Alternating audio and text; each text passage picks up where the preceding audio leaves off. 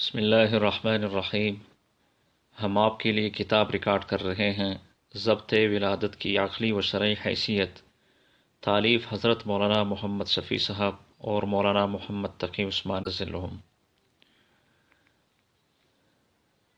دوسری قسط، دوسرا باب، عقلی حیثیت۔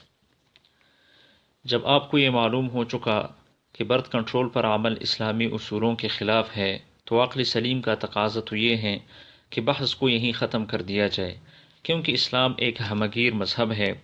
اس کے اصولوں کو کسی بشری ذہنیت نے جنم نہیں دیا، بلکہ وہ اس مالک الملک والملکوت کے بنائے ہوئے ہیں جس کا علم ہر چیز پر محیط ہے۔ اس کے تمام احکام عقل سلیم کے عین مطابق اور بڑی دقیق حکمتوں پر مبنی ہوتے ہیں۔ تاریخ شاہد ہے کہ اسلام کا کوئی نظریہ ایسا نہیں جو عقل و خرد کے کسی صحیح تقاضے سے ٹکرایا ہو۔ اس لیے جب اسلام کا ایک حکم معلوم ہوا تو ساتھ ہی یہ بھی واضح ہو گیا کہ عقل کا تقاضا بھی یہی ہے، لیکن جو لوگ بے عقلی سے عقل اور شرع میں تفاوت سمجھتے ہیں ان کے اطمینان خاطر کے لیے مناسب ہے کہ زیر بحث کتاب کو خالص عقل کی میزان میں بھی تول لیا جائے۔ وجود میں آنے سے لے کر اب تک کی تاریخ پر ایک سرسری نظر ڈالیے تو یہ بات بخوبی آشکار ہو جائے گی کہ ہمیشہ ضروریات کی مناسبت سے پیداوار کی رفتار رہی ہے۔ جیسی جیسی ضرورتیں سامنے آتی رہیں ویسے ہی اسباب اور سہولتیں پیدا ہوتی رہیں۔ جب اس روئے زمین پر کھانے پینے والے کم تھے تو اشیاء خوردونوش بھی اسی نسبت سے کم تھی۔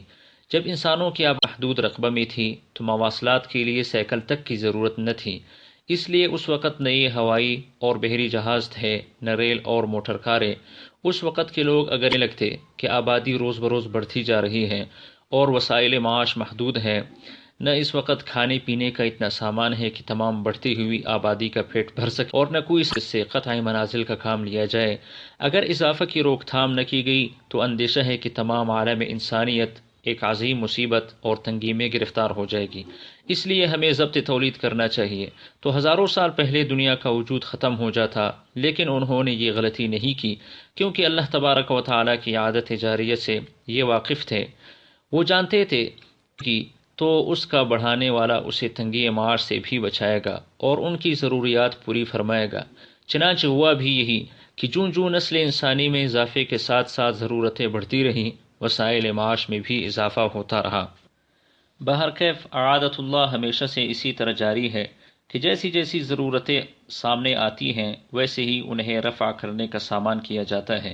اور صرف یہی نہیں بلکہ جس چیز کا وجود دنیا اور اس میں بسنے والوں کے لیے بے ضرورت ہو جاتا ہے، مالک الملک اس کو بہت کم اور بسا اوقات معدوم کر دیتا ہے۔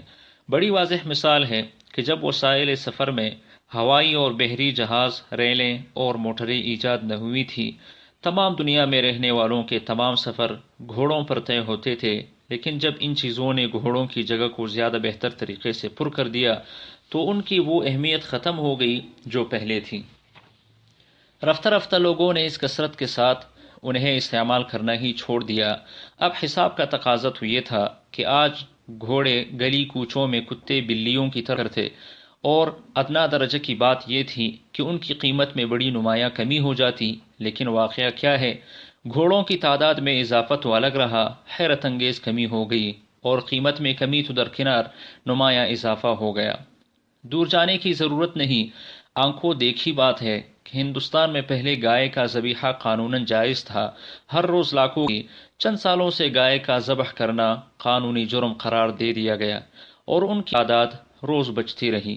حساب لگایا جائے تو اس کی روح سے آج ہندوستان میں انسانوں کی تعداد کے قریب گائے ہونی چاہیے، لیکن کیا کسی نے دیکھا کہ وہاں ان کی اتنی افراط ہو گئی ہو؟ ہرگز نہیں۔ یہ تو قادر مطلق کے وہ قوانین ہیں جن تک عقل کی رسائی نہیں ہو سکتی۔ یہ وہ مرحلہ ہے جہاں ہوش و خرد جواب دے جاتے ہیں، حساب و کتاب کی زبان گنگ ہو جاتی ہے۔ فطرت کے ان محیر العقول قوانین میں حساب و کتاب قدم بھر ساتھ نہیں دے سکتے۔ اس لیے یہ کہنا کیسے صحیح ہو سکتا ہے کہ اضافہ آبادی معاشی تنگی پر منتج ہوگا، بلکہ جب آبادی بڑھے گی تو قادر مطلق وسائل رزق میں مشکل جیسا کہ پہلے سے ہوتا چلا آیا ہے۔ اللہ نے ہی اس محدود رقبہ زمین میں اپنی مخلوق کی بے شمار انواع پیدا کی ہیں، جن میں سے ہر ایک میں توالد و تناسل کی ایسی زبردست قوت ہے کہ اگر صرف ایک ہی نوع بلکہ بعض انواع کے صرف ایک جوڑی کی نسل کو پوری قوت سے بڑھنے دے تو ایک قلیل مدت میں تمام روئی زمین صرف اسی نسل سے پٹ جائے اور کسی دوسری نسل کے لیے ایک ذرہ برابر گنجائش باقی نہ رہے۔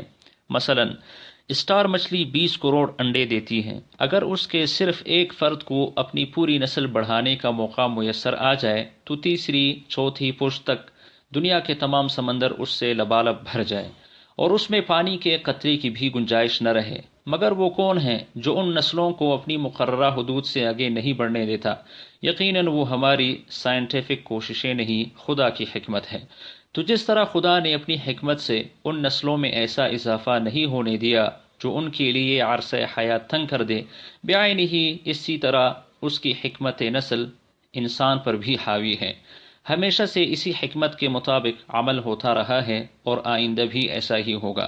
پھر ہمیں کیا ضرورت ہے کہ قدرت کے ان کاموں میں دخل اندازی کے مرتکب ہوں؟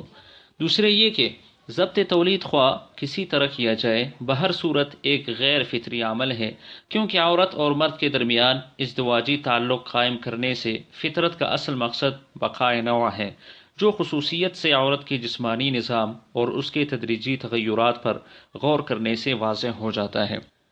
ایسا معلوم ہوتا ہے کہ عورت کی جسمانی مشینری بنانے کا منشا صرف یہ ہے کہ وہ بقائے نوع کی خدمت انجام دے۔ وہ جب اپنے شباب کو پہنچتی ہے تو ماہواری کا سلسلہ شروع ہو جاتا ہے، جو ہر ماہ اسے استقرار حمل کے لیے تیار کرتا رہتا ہے۔ پھر جب نطفہ قرار پاتا ہے تو اس کے جسمانی نظام میں ایک انقلاب آ جاتا ہے، ہونے والے بچے کا مفاد اس کے اپنے پر غالب آ جاتا ہے۔ اس کی قوت کا صرف اتنا حصہ اس کے لیے چھوڑا جاتا ہے جتنا اس کی زندگی کے لیے ناگزیر ہے، بقیہ تمام قوت بچے کی نشوونما پر صرف ہوتی ہے۔ یہی چیز عورت کی فطرت میں مامتا، ایثار، رحم اور محبت کے جذبتی ہے۔ وضع حمل کے بعد عورت کے جسم میں ایک دوسرا انقلاب رونما ہوتا ہے جو اسے دودھ پلانے پر آمادہ کرتا ہے۔ اس زمانہ میں غدود رضاعت ماں کے خون سے بہترین اجزاء جذب کر کے بچے کے لیے دودھ فراہم کرتے ہیں، اور اس مرحلے پر بھی فطرت عورت کو ذاتی مفاد پر نوعی مفاد کو ترجیح دینے کا سبق دیتی ہے۔ مدت رضاعت کے بعد قدرت کی طرف سے اسے دوسرے استقرار حمل پر تیار کیا جاتا ہے، اور یہ سلسلہ اس وقت تک جاری رہتا ہے جب تک وہ اس اہم خدمت کی اہل رہتی ہے، اور جہاں سن نیاز شروع ہوتا ہے ساتھ ہی ساتھ اس کا حسن و جمال ختم ہونے لگتا ہے، جاذبیت کافور ہو جاتی ہے، شگفتگی اور جولانی طبع پر زوال آ جاتا ہے، اور پھر اس کے لیے بڑھاپے، جسمانی تکلیفوں اور نفسانی افسردگیوں کا وہ سلسلہ شروع ہوتا ہے جس کی تان موت پر ہی جا کر ٹوٹتی ہے۔ اس تشریح سے واضح ہو گیا کہ عورت کی زندگی کا سب سے بہتر زمانہ وہی ہے جس میں وہ ایک اہم نوعی خدمت کے لیے جیتی ہے، اور جب وہ اپنے لیے جیتی ہے تو بری طرح جیتی ہے، تو گویا اس کی تخلیق اور ازدواجی تعلق سے فطرت کا مقصد بقائے نوع ہے۔ اس کے ساتھ ساتھ فطرت کا ایک مقصد یہ بھی ہے کہ انسان عائلی زندگی اختیار کر کے تمدن کی بنیاد رکھے، کیونکہ ازدواجی تعلق سے اولاد اور ایک گھریلو ماحول پیدا ہوتا ہے، پھر اس خانگی ماحول سے دوسرا اور دوسرے سے تیسرا، اسی طرح گھر سے خاندان اور خاندان سے قبیلے بنتے ہیں، اور اسی بنیاد پر تمدن کی عمارت قائم ہوتی ہے۔ اس لیے فطرت نے مرد و عورت کے عائلی رشتے میں جو کشش اور لذت پیدا کی ہے، اس کا منشا یہ ہے کہ انسان اپنی طبعی خواہش سے ان مقاصد کو پورا کرے۔ لیکن جو شخص اس لذت کو تو حاصل کرتا ہے مگر اس مقصد کو پورا نہیں کرتا جس کے معاوضے میں اسے لذت حاصل ہوئی ہے، تو اس کی مثال بالکل اس خادم جیسی ہے جو معاوضہ تو پورا لے مگر خدمت سے انکار کر دے۔ کیا ایسا خادم سزا دینے کے لائق نہیں؟ جس طرح یہ خادم سزا دینے کے قابل ہے، اسی طرح وہ انسان بھی مجرم ہے جو لذت حاصل کرنا چاہتا ہے مگر ان مقاصد کو پورا نہیں کرتا جن کے بدلے فطرت نے اسے لذت سے بہرہ اندوز کیا ہے۔ فطرت اس شخص کو سزا دیے بغیر نہیں چھوڑ سکتی جو اس کی حکم عدولی یا اس سے غداری پر آمادہ ہے، اس لیے لا محالہ اسے نقصانات پہنچنے چاہیے۔ واقعہ اس عقلی نتیجہ کی تائید میں ہے۔ حقیقتاً اس عمل سے انفرادی اور اجتماعی نقصانات ہوتے ہیں۔ چند نقصانات ہم یہاں جسمانی نقصانات۔ ضبط ولادت سے عورت اور مرد دونوں کی جسمانی اور نفسانی صحت پر بہت برا اثر پڑتا ہے۔ عورت کے بارے میں تو ہم پہلے لکھ آئے ہیں، چونکہ عورت کا تمام جسمانی نظام بقائے نوع کا اہم رول ادا کرنے کے لیے بنایا گیا ہے، اس لیے جب تک وہ اس خدمت کے قابل رہتی ہے ٹھیک رہتی ہے، لیکن جو اس کی اس خدمت میں فرق آتا ہے، ساتھ ہی ساتھ حسن و جمال، شگفتگی اور جولانی طبع پر بھی زوال آتا ہے۔ مرد کی کیفیت بھی اس سے کچھ مختلف نہیں، کیونکہ اس کے جسم کی بناوٹ میں بھی ذاتی مفاد پر نوعی مفاد کو ترجیح دی گئی ہے۔ مرد کے جسم میں اس کے صنفی غدے یعنی سیکسول گلینڈز سب سے زیادہ اہم خدمات انجام دیتے ہیں۔ یہ غدے مرد کے جسم میں صرف قوت تولید بہم پہنچا کر اپنا کام ختم نہیں کر دیتے، بلکہ انسانوں کو وہ ماء الحیات یعنی ہارمون بھی عطا کرتے ہیں جس کے زیر اثر جسم پر بال پیدا ہو جاتے ہیں، عضلات میں طاقت اور توانائی آ جاتی ہے، ڈھانچے کی ہڈیاں سخت اور مضبوط ہو جاتی ہیں، اور جسم کے دوسرے اعضاء بھی بالیدگی اور پختگی حاصل کر لیتے ہیں۔ اس کے ساتھ ہی نفسیاتی تغیر واقع ہوتا ہے اور مرد میں عقل و تمیز اور شعور بیدار ہو جاتا ہے۔ یہ طاقت و توانائی، تازگی اور انبساط مرد کے اسی دور کا خاصہ ہے جس میں وہ توالد و تناسل کے قابل ہوتا ہے۔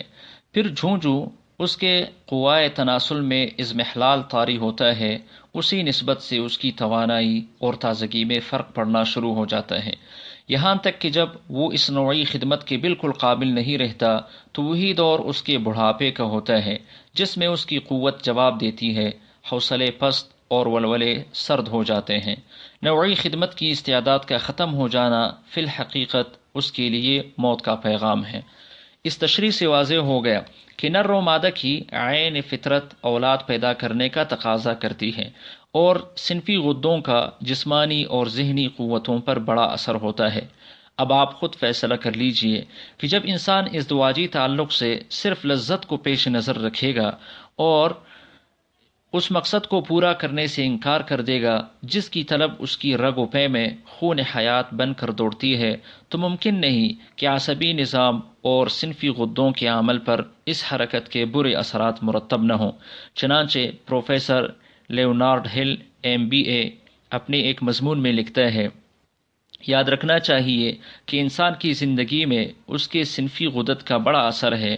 جو غدے زوجی قوت پیدا کرتے ہیں وہی انسان میں توانائی اور چستی بھی پیدا کرتے ہیں، انہی سے انسان میں کریکٹر بہت سی خصوصیات پیدا ہوتی ہے۔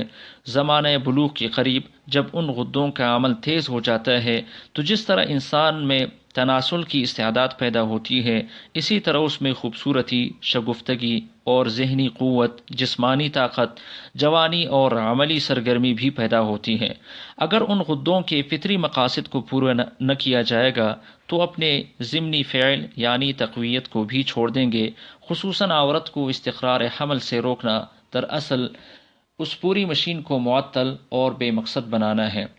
1937 میں برطانیہ کے نیشنل برتھ ریٹ کمیشن نے ضبط ولادت کے مسئلہ پر طبی نقطہ نظر سے جو رپورٹ شائع کی تھی، اس میں لکھا ہے، مانع حمل وسائل کے استعمال سے مردوں سے نظام جسمانی میں برہمی پیدا ہو سکتی ہے۔ عارضی طور پر ان میں مردانہ کمزوری یا نامردی بھی پیدا ہو سکتی ہے، لیکن مجموعی حیثیت سے کہا جا سکتا ہے کہ ان وسائل کا کوئی زیادہ برا اثر مرد کی صحت پر نہیں پڑتا۔ البتہ اس بات کا ہمیشہ خطرہ ہے کہ مانع حمل وسائل سے جب مرد کو ازدواجی تعلق میں اپنی خواہشات کی تکمیل حاصل نہ ہوگی تو اس کی عائلی زندگی کی مسرتی غارت ہو جائیں گی، اور وہ دوسرے ذرائع سے تسکین حاصل کرنے کی کوشش کرے گا جو اس کی صحت کو برباد کر دیں گے اور ممکن ہے کہ اسے امراض خبیثہ میں مبتلا کر دے۔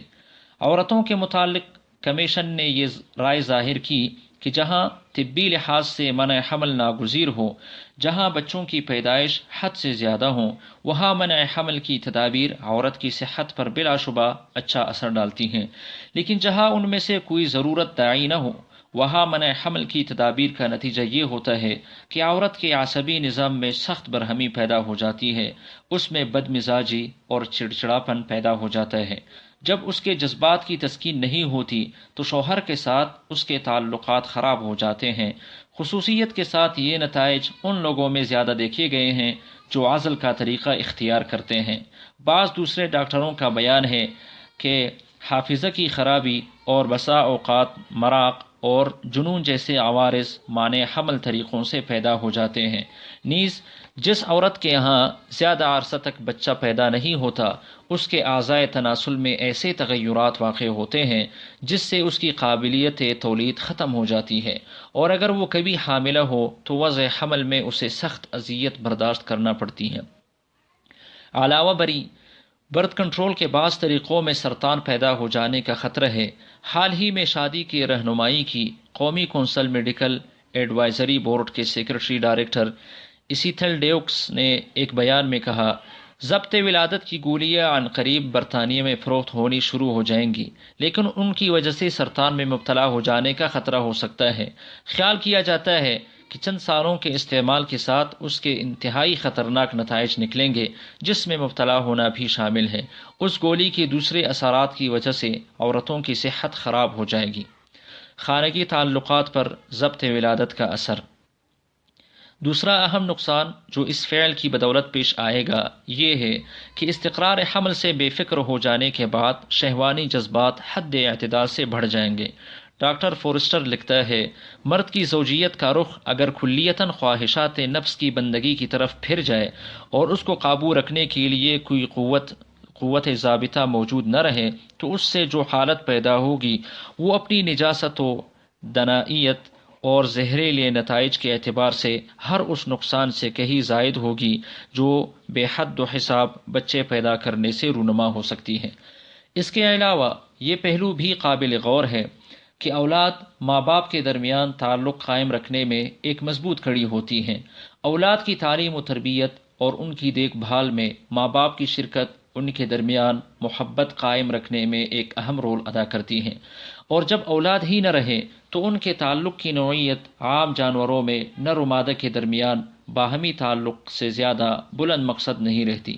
اس لیے دونوں کے درمیان کوئی مضبوط و مستحکم رشتہ پیدا نہیں ہو سکتا، صرف باہمی تعلق باقی رہ جاتا ہے، اور اولاد کے نہ ہونے کی صورت میں ایک دوسرے کو چھوڑ دینا بہت آسان ہو جاتا ہے۔ اس بنا پر باہمی ناچاقیاں اور طلاق اس فعل کا لازمی نتیجہ ہوتا ہے۔ اخلاقی نقصانات۔ ضبط ولادت کا اخلاق پر بھی بہت برا اثر پڑ سکتا ہے۔ سب سے زیادہ واضح بات یہ ہے کہ اب تک بھی لوگ خاندان اور سوسائٹی میں بدنامی سے خوف کھاتے ہیں، لیکن جب برتھ کنٹرول کے طریقے عام ہو جائیں گے تو زنا کی راہ سے ایک زبردست چٹان ہٹ جائے گی اور یہ شجرہ خبیثہ خوب پروان چڑھے گا۔ لذت پرستی اور نفس کی بندگی حد سے زیادہ بڑھے گی، اور اس سے ایک عام اخلاقی گراوٹ وبا عام کی طرح پھیلے گی اور جنسی جرائم بڑھیں گے۔ نمبر 2، یہ ایک ناقابل انکار حقیقت ہے کہ انسان میں کردار کی بہت سی خصوصیت پیدا کرنے میں اولاد کا بڑا حصہ ہوتا ہے۔ والدین تو اولاد کی تربیت کرتے ہی ہیں۔ ضبط نفس، کفایت شعاری، سنجیدگی، ایثار، عاقبت اندیشی جیسے خصائل حمیدہ اولاد کی پرورش سے پیدا ہوتے ہیں، لیکن ضبط ولادت ان تمام اخلاقی اوصاف کی راہ مار دیتا ہے۔ نمبر 3، اس کے علاوہ بچوں کی تربیت میں صرف والدین ہی کار فرما نہیں ہوتے، بلکہ وہ آپس میں بھی ایک دوسرے کی تربیت کرتے ہیں۔ ان کا آپس میں رہنا سہنا ملنساری، محبت، اخوت اور دوستی کے جذبات پیدا کرتا ہے۔ جس بچے کو اپنے ہم عمروں کے ساتھ کھیلنے کودنے اور دوسرے معاملات کا موقع نہیں ملتا، وہ بہت سے اعلیٰ اخلاق خصائص سے محروم رہ جاتا ہے۔ قومی اور اجتماعی نقصانات۔ اب ایک نظر ان نقصانات پر بھی ڈال لیجئے جو پوری قوم کو ضبط تولید کی بدولت بھگتنے پڑتے ہیں۔ نمبر 1، ہر مرتبہ جب مرد و عورت ملتے ہیں تو مرد کے جسم سے لاکھوں جراثیم حیات عورت کے جسم میں داخل ہوتے ہیں، اور عورت کے جسم سے لاکھوں بے ضعی خلیے نکل کر ان جراثیم سے ملنے کے لیے بڑھتے ہیں۔ ان جراثیم اور خلایا میں سے ہر ایک علیحدہ نسلی اور شخصی خصائص کا حامل ہوتا ہے۔ انہی میں عقل مند، ذہین اور بہادر بھی ہوتے ہیں، اور انہی میں احمق، کن ذہن اور بزدل بھی۔ انسان کے اختیار میں یہ بات نہیں کہ کسی خصوصیت کے خاص جرثومے کو کسی ایک خصوصیت رکھنے والی خلیے سے ملا کر ایک مخصوص قسم کا انسان پیدا کر دے۔ اس لیے بہت ممکن ہے کہ ضبط ولادت پر عمل کرنے والا انسان اپنی قوم میں ایک بہترین مدبر، جرنل یا حکیم کی پیدائش کو روکنے کا موجب ہو، اور اسے اپنی حدود و اختیار سے تجاوز کرنے کی سزا فطرت کی طرف اس کی نسل میں بے وقوف، غدار، بزدل اور خود غرض قسم کے لوگ پیدا ہوں۔ بالخصوص جب یہ بے جا مداخلت عام ہو جائے تو وہ یقیناً قحط الرجال کے خطرے میں مبتلا کرے گی۔ نمبر 2، ضبط ولادت سے جس قوم کی آبادی گھٹ جائے وہ ہر وقت تباہی کے کنارے پر ہوتی ہے۔ اگر اس میں کبھی جنگ چھڑ جائے یا وبائی مرض کوئی حادثہ رونما ہو جائے تو آدمیوں کا ایسا قحط پیدا ہوگا جس کے بعد اس قوم کا پنپنا مشکل ہو جائے گا۔ پھر ضبط ولادت کے رواج سے عوام میں ایک خود غرضانہ ذہنیت پیدا ہو جائے گی۔ ہر شخص اپنی ذاتی اغراض کے پیش نظر یہ فیصلہ کرے گا کہ اسے کتنی اولاد کی ضرورت ہے۔ وہ یہ نہیں سوچے گا کہ ملک کی آبادی کم ہوئی تو بوقت ضرورت بڑھائے نہ بڑھ سکے گی۔